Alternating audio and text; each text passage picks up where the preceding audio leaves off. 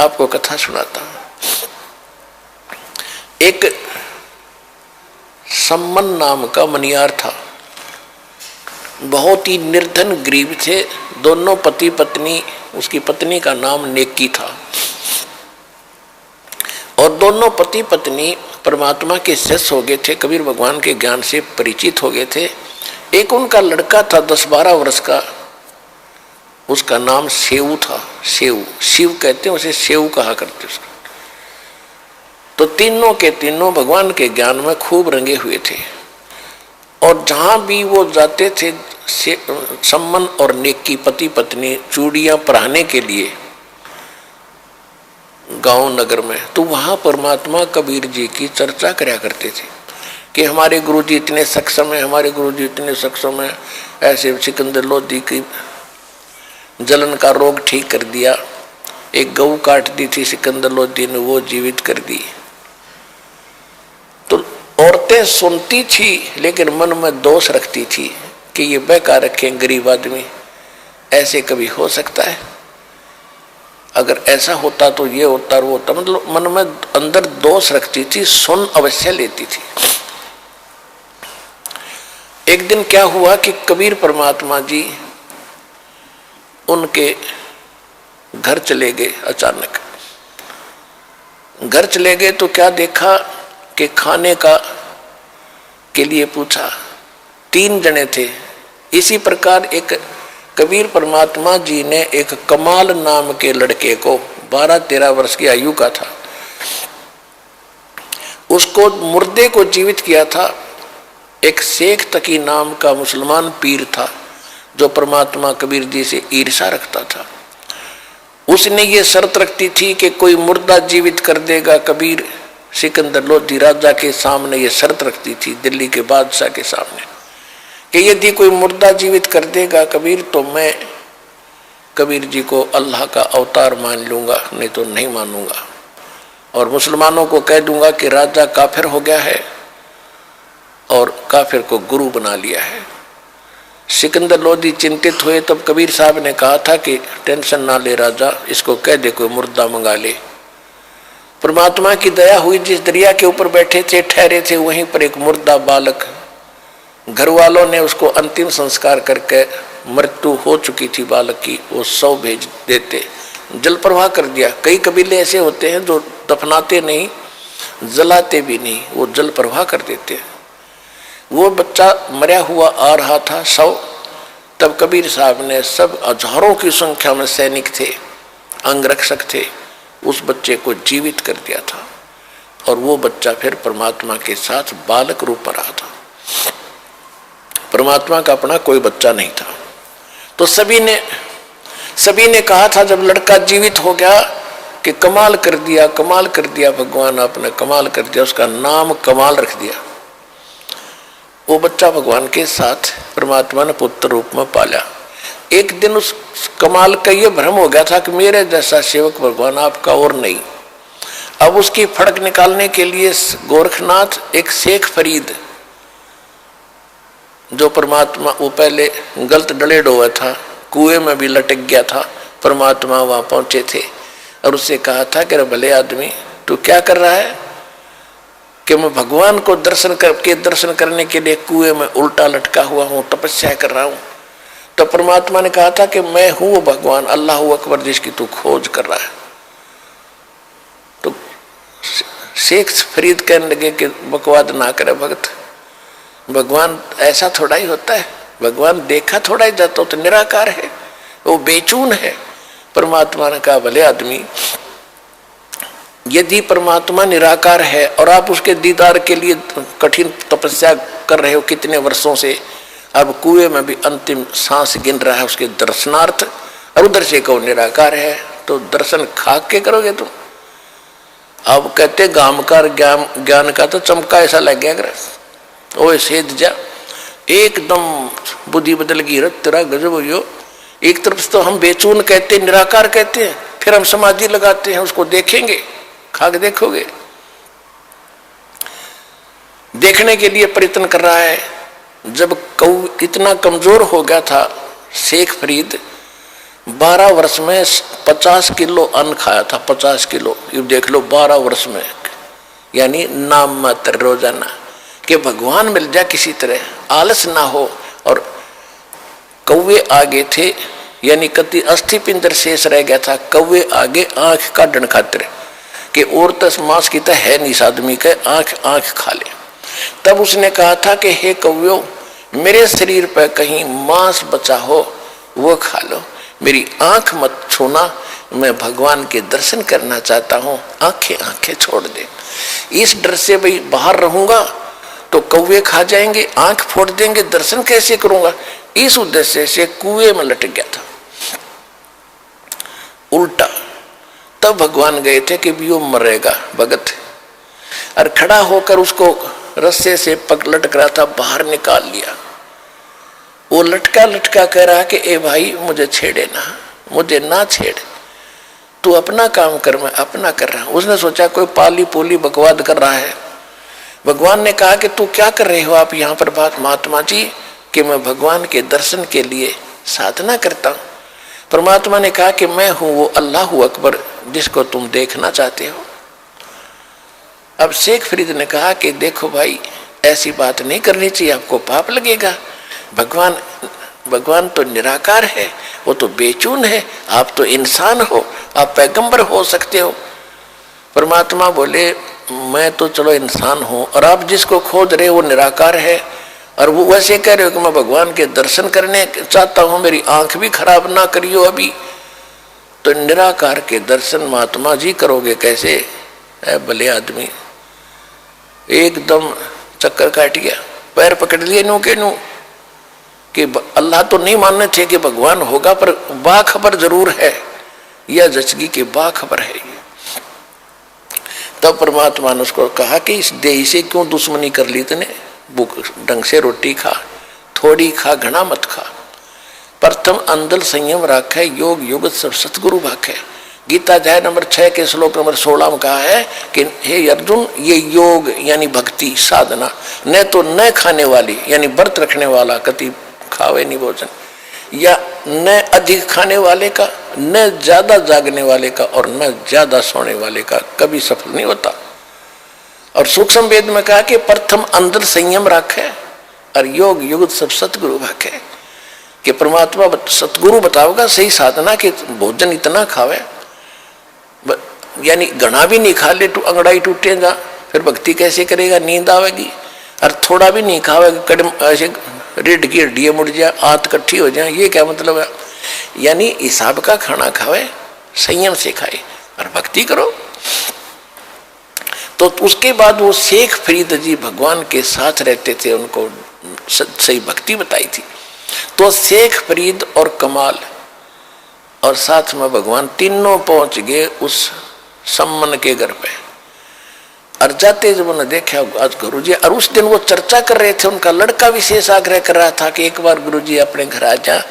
तो गांव के बच्चे यूं कहते हैं माता जी कि तुम्हारे गुरुजी तो राजाओं के घर जाते हैं, गरीबों के कौन आवे, जब जाने तुम्हारे घर आ जा। जब देखे तुम कहते हो हमारे गुरुजी भेदभाव नहीं करते, जब जाने तेरे घर आ जाए। तो बच्चों से चिढ़ाते थे, वो बड़ा दुखी था। उस दिन चर्चा ही चल रही थी, तभी भगवान आकर वहां प्रकट हो गए। तीनों के तीनों गेट पर खड़े हैं, और दौड़े दौड़े अंदर से पीछे वाली कुटिया से भागे आए आगे, और खड़े खड़े स्तब्ध रह गए कि ये क्या स्वप्न देख रहे हैं कि सचमुच भगवान है ये। गुरुजी आगे, कहीं आशा भी नहीं थी उनको। तब कमाल ने कहा कि गुरुजी को बैठने के लिए भी कहोगे, खड़े रखोगे? तब एकदम स्वप्न सा टूटा, चरणों में गिर गए, दंडवत प्रणाम किया, फिर बैठ गए।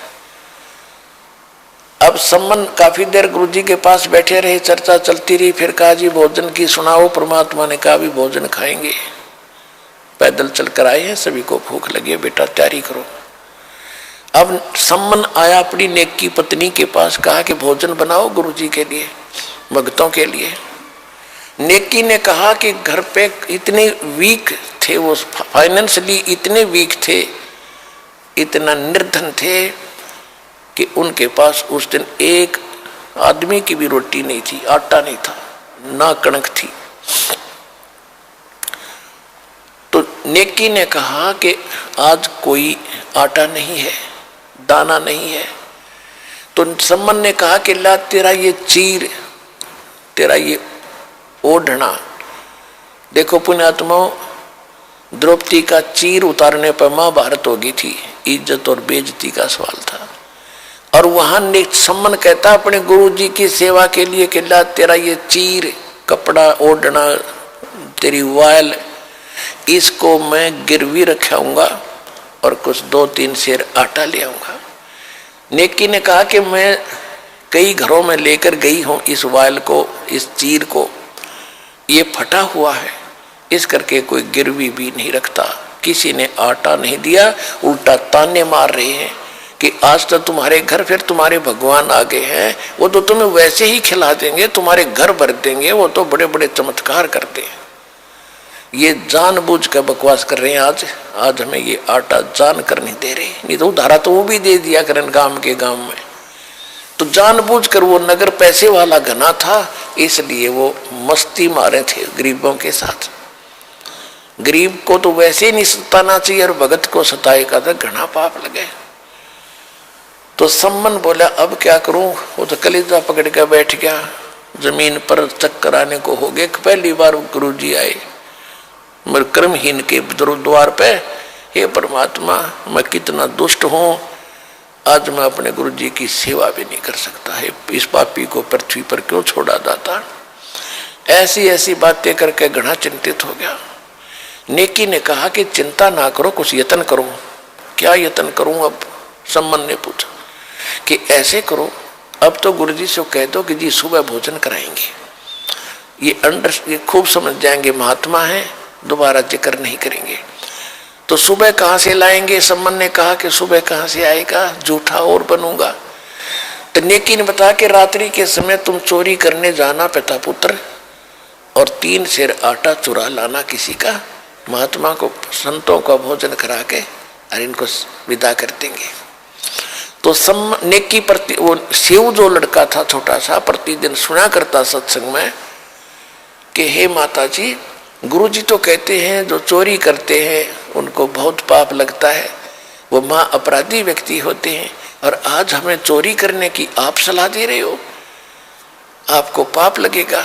तब उसने कथा सुनाई, बेटा इस नगर का हमने अन्न खाया है और इस नगर के अंदर माया ज्यादा है, पैसे घने हैं इनके पास, इनकी बुद्धि घूम गई, ये भगवान से नहीं डरते।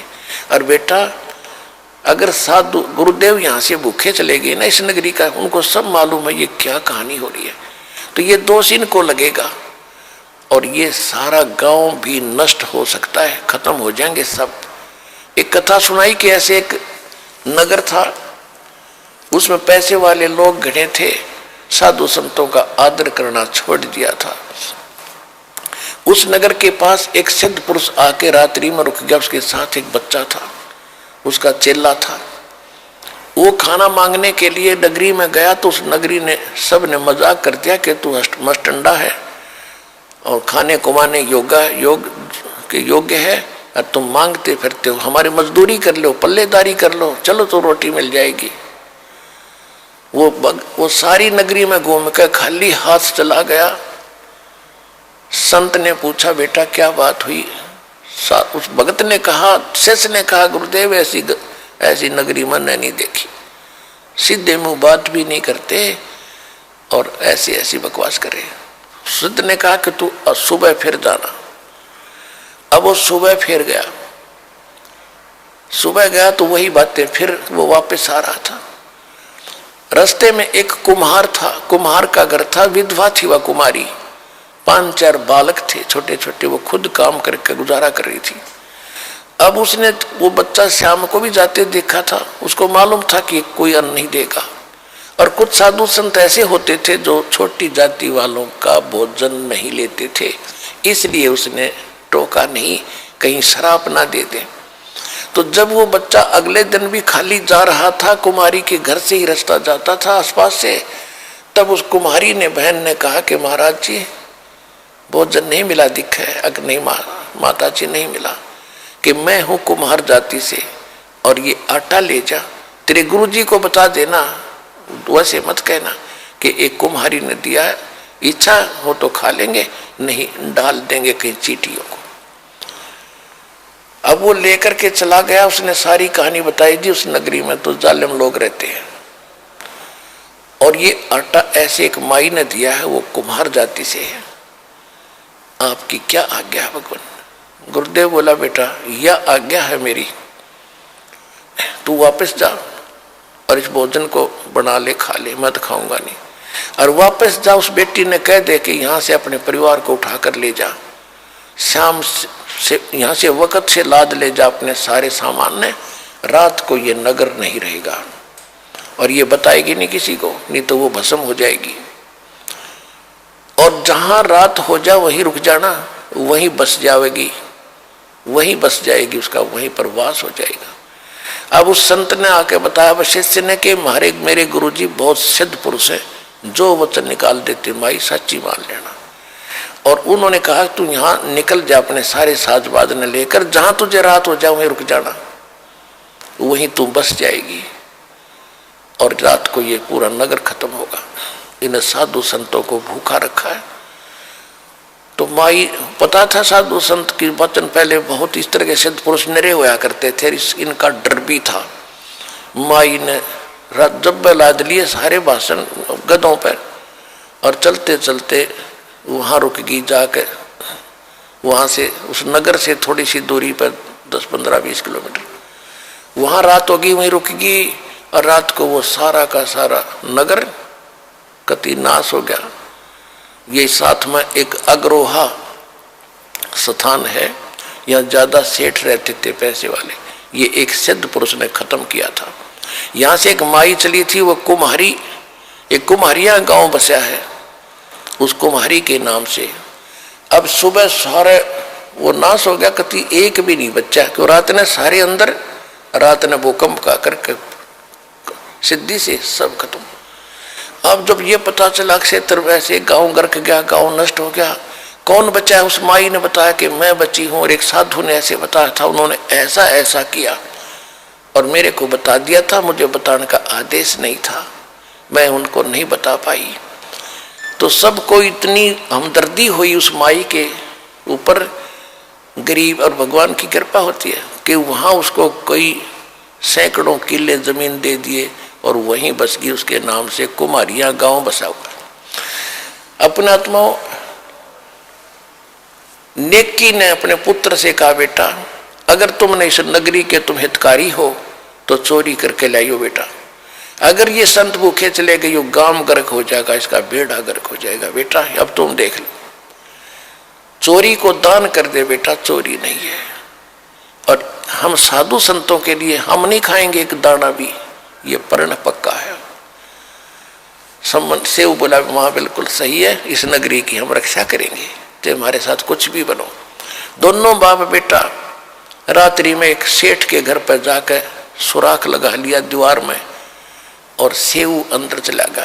पहले सम्मन कह रहा था, बेटा तू बाहर रहे, मैं जाऊंगा। सम्मन सेऊ ने कहा कि नहीं पिताजी, आपको पकड़ लेंगे तो इस लाला जी की राजा तक पहुंचे, आपको फांसी लगवा देगा, और मैं बालक हूं, मुझे बालक समझ कर छोड़ देंगे। तो सम्मन कहने लगा, अगर तू मर गया तो फिर मैं क्या करूंगा जी का बेटा, नहीं तू बाहर रह, मैं जाता हूं। नहीं, सेऊ नहीं माना, कहने का भाव कि सेऊ प्रवेश कर गया। तो सम्मन ने कहा, बेटा 3 सेर आटा लाना, ज्यादा नहीं। तो अंदाजा सा अपनी फटी पुरानी चद्दर में 3 सेर आटा डाल के चल पड़ा। चलने लगा, जब आवाज होगी खुड़का होने से, शोर होने से, लाला जी जग गया, वहीं सो रहा था दुकान में, और उसने जो सेव निकलने की चेष्टा कर रहा था, उसके पैर पकड़ के घसीट लिया वापस के चोर चोर चोर करके। तब तक उसने वो आटा बाहर फेंक दिया था, पोटली में बांध के, पिताजी आप ले जाओ, मेरे को लाला जी ने पकड़ लिया। और लाला जी ने घसीट के और बांध दिया खंबे के, और देखा कि तू अच्छा है चोर, तुम चोर हो, वैसे भक्त बने फिरते थे, आज तुम्हारी पोल खुल गई। तब सम्मन उससे नेकी सेव ने कहा, लाला जी हम चोर नहीं है, हमारे घर हमारे गुरुजी आए हैं, और हमारे पास कोई आटा नहीं था, उधारा भी नहीं दे रहे थे, कोई किसी प्रकार भी गिरवी रखने से भी नहीं दे रहे थे। हम नहीं खाएंगे, 3 सेर आटा लिया है, हम आपका फिर दे देंगे कुमा करके। कहने लगा अच्छा सुबह पता चलेगा। अब पता चला ना कि चोरी तो वो तुम्हारे गुरु करवाते हैं तुमसे, अब चोर को क्या पीटा, चोर की माँ को सजा देंगे। होन दे सुबेरा, राजा के पास कंप्लेंट करूंगा तुम्हारे गुरुजी की, कल देखना क्या होगा। अब हुआ और छाती पकड़ी गई, कलीजा पकड़ा का निक्की सम्मन सेव का, ले जुल्म हो गया, ये तो नाश करेंगे, गुरुजी की बेइज्जती करेंगे कल को। अब उधर से निक्की ने पूछा कि बच्चा कहाँ है। जब सम्मन लेकर गया आटा, लड़के की माँ ने पूछा बेटा कहाँ है, कि वो तो सेठ ने पकड़ लिया और मैं आटा लेके आ गया। निक्की ने सोचा कि सुबेरे बच्चे को, अब सुबेरे बच्चे को पहचानेंगे और फिर क्या करेंगे, गुरुजी को सजा देंगे ये लोग। ऐसा क्यों ना कर दें कि लाला जी बोल ना सके, सुबेरे जिक्र भी ना करे कौन था कौन नहीं था। तो इस उद्देश्य से अपने गुरुदेव की इज्जत बचाने के लिए हृदय से कि भी नाश हो जाएगा, जब कल पता लग गया तो बेइज्जती कर देंगे गुरुदेव की। अपने पति से कहा माँ ने, अपनी उसकी पत्नी ने कि जा तलवार ले जा और लड़के का सिर काट दे और सिर ले आना। तो उसने ऐसा ही किया। अब तलवार लेकर जब सम्मन पहुंचा, उस सुराग के सामने बैठ के और कहा बेटा सेऊ, एक दो बात गुप्त तेरे कान में बोलनी है, बतानी है। बेटा कल तो ना जाने तू और हम मिल पाएंगे या नहीं मिल पाएंगे, क्योंकि राजा हमें सजा दे देगा। एक दो बात बताना चाहता हूं बेटा तुझे, एक बार सिर बाहर निकाल ले, कान में बात बताऊंगा। अब सम्मन ने, उसने सेऊ ने कहा लाला जी से कि हे लाला जी, बाहर मेरा पिता बैठा है, दो बात करना चाहता है। तो सेठ ने कहा कि नहीं तुम भाग जाओगे, तुम्हारी कोई सकीम है कि नहीं, पैर को बांधे रख, रस्से को थोड़ा सा ढीला कर दे, मैं सिर निकाल लूंगा, बात करूंगा। अब जो ही उसने ऐसा सोचा भी चल ठीक है बतला लेंगे क्या बतलाना चाहते हैं, पैर का रस्सा बांधे बांधे ढीला कर दिया, लूज कर दिया।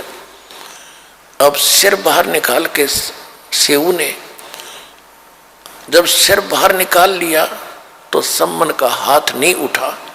बेटे ने कैसे काटूं, गर्द छुपा ली पीछे को। तब लड़के ने कहा कि पिताजी एक बात मैं बताऊंगा अपने आपके कान में। आखा बोल बेटा, कि यदि तू मेरा बाप है तो मेरी नाड़ काट दे, ना तो बात बिगड़ेगी कल। मेरी गर्दन काट ले जा अगर तू मेरा बाप है, नहीं तो तू मेरा बाप नहीं है, मैं किसी और का अंश हूं। इतना कहते ही उसमें भी करंट आया। तब बच्चे की मुख से बात सुनकर उसने सिर काट दिया सम्मन ने, और चोटी पकड़ कर घर ले गया, ऊपर शीश को। उधर से लाला जी ने देखा कि ये तो 302 का मुकदमा तेरे लगेगा। उसने क्या किया, उस बच्चे को घसीट के धड़को और एक पजावे में जाके गिरा। गड्ढे से होते थे जहाँ कुमार लोग मिट्टी मुट्टी खोदते थे, गड्ढे एकांत में, वहां गिर डालिया और अपनी वह दीवार बंद करके और लीप लाप के उसका रेता मार के ऐसा कर दिया जैसे कुछ हुआ ही नहीं। उधर से जब सम्मन उस लड़के के शीश को लेकर गया, निक्की ने पूछा, कहा कि अब फिर वापस जाओ।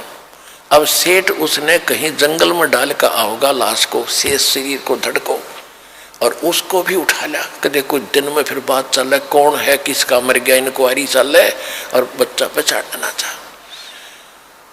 अब फिर वो गया सम्मन जहां उसकी घसीट जा रही थी।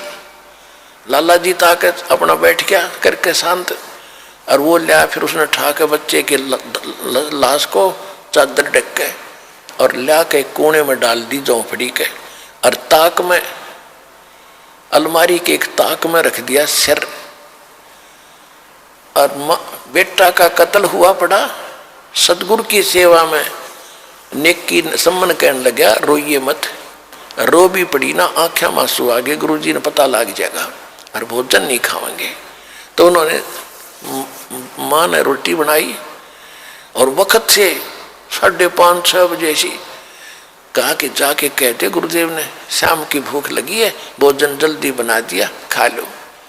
और जल्दी जान की कह भी रहे थे, हमने सुबह जल्दी जाना है, तो ये खाकर चले जाएंगे कि इनको पता नहीं लगेगा, नहीं तो रोटी नहीं खाएंगे। समन ने कहा कि आओ महाराज, भोजन तैयार है। तीनों परमात्मा कबीर जी और दोनों कमाल और फरीद जी वो बैठ के एक तरफ भगवान का आसन लगा दिया कबीर जी का, और 3 बर्तनों में भोजन सारा जितना बनाया था 3 पात्रों में डाल के धर दिया, 3 दोनों में पतलों में। थाली भी ना थी, बेचारे गरीब होंगे। तो परमात्मा ने कहा भी ऐसे नहीं, इनको 6 भागों में बांटो, 3 तुम हो, 3 हम हैं, सारे मिलकर बैठकर प्रसाद बनाकर प्रेम से खाएंगे, तुम भी तो मेरे बच्चे हो। अब समस्या आएगी कि डालो डालो, 6 जगह डालो। अब उन्होंने 5 जगह डाल कर रख दिया कि नहीं 1 जगह और डालो। अब वो कह रहे थे जी बच्चा कहीं बाहर गया है खेलने के लिए, देर से आएगा, कि नहीं आ जाएगा, जब खा लेगा उसको छोड़ देंगे, बैठ जाओ। तो उन्होंने सोचा चल ऐसे भी ठीक है, ये छोड़ देंगे, गला डला डलाया, बात खत्म हो जाएगी।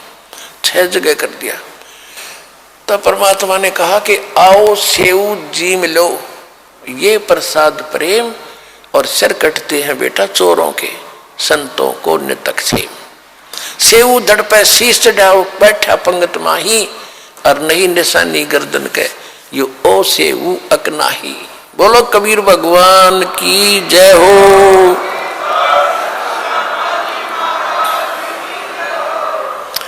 सेऊ के धड़ पे ताक से अलमारी से उठकर सिर और जमीन पर पड़े धड़ पर लग के, और बच्चा पंगत में आकर बैठ गया, और माता पिता ने गर्दन हटा कर कभी हटा कर देख रहे हैं इसका निशान है कि वो ऐसे है कि दूसरा है। अंदर जाकर देख काहे हम इतने नालायक हो गए जो पेटा भरा, जब कभी आंखें देख ले वहां केवल रक्त के कण पड़े थे, कुछ छींटे लगे हुए, बच्चा बाहर बैठा, उसके निशान भी नहीं, और अपने हाथों काट रखा बच्चा। समर्थ का शरणाग हो रंग होरी हो, भाई कदे न हो ऐ काज राम रंग होरी हो।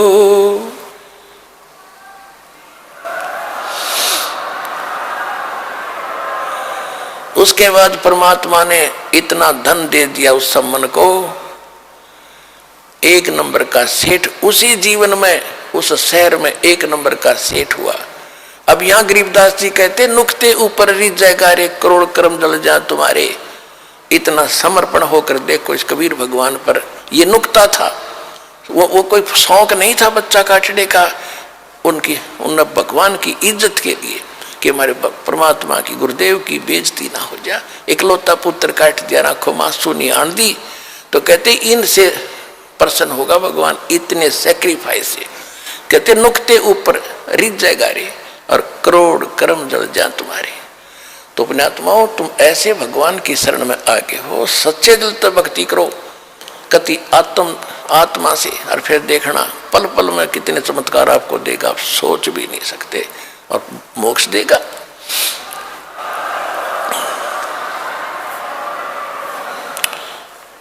तो अपने आत्माओं आपका सौभाग्य है कि आप जी को वो संत मिला, सतगुरु मिला, और वो भगवान मिला जो यहां भी सुख देगा और परलोक भी आपका सुखी करेगा।